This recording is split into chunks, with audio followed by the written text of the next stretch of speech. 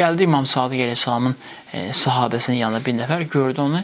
Başladı İmam Sadiqi inkar eləməyə, Peyğəmbəri inkar eləməyə, Allahı inkar eləməyə. Sözlər dedi bu ona.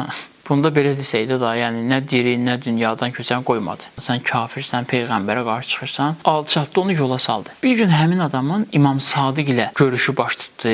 İmam Sadiq bir cümlə belə təhqirlə cavab vermədi ona. Dedi ki, hesab elə ki, Allah da yoxdur, qiyamət də yoxdur, Peyğəmbər də yoxdur, bunların heç biri yoxdur. Mən namaz qılıram. Mənim həyatıma ciddi bir ziyan vurmur bu namaz qılmaq. Sonra ardıcı dedi ona ki, yaxşı sən qılmırsan. Belə deyək, birdən oldu, neyniyəcəksən? Başladı düşünməyə, sonra gəldi bu onu söyəni qarşılaşdılar. Dedi ona ki, mən artıq qəbul eləmişəm. Allahı da qəbul eləmişəm. Qiyamət də var, Peyğəmbər də var. Dedi, mən dinin haqq olmasını İmam Sadiqin səbrindən öyrəndim. Oradan başa düşdüm ki, haqq olan adamın qorxusu yoxdur. Ona görə həssas deyil, ona görə aciz deyil. Fikir verirsiniz, səbr eləyib, düzgün şəkildə təqdim eləyəndə qarşı tərəf də qəbul eləyə bilir. Bəzən görür ki, cəmiyyətə gücü çatmır söz üzü istəyirəm ifadəmə görə yedirtməyə. Neynir? Bir problemi olur cəmiyyət. Əvvəl öz adından danışıb, özünü göstərmək üçün cəmiyyət bundan qəbul eləməyib. Görür ki, öz adı keçmir, alınmadı, qəbul eləmirlər məndən.